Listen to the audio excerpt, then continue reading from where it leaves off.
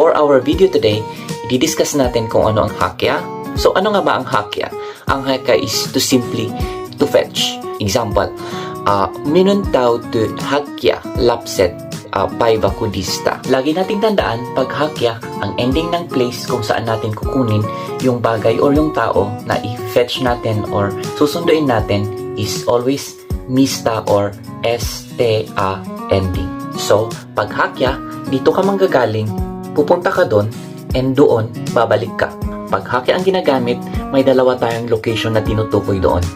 Ang unang location is kung saan kayo nag-uusap ng speaker. And then, ang second location is kung saan nyo kukunin or susunduin yung tao o yung bagay na i-fetch ninyo. Pero, kadalasan, ang laging nasasabi sa sentence is yung place kung saan kukunin or saan susunduin yung tao o yung bagay na i-fetch.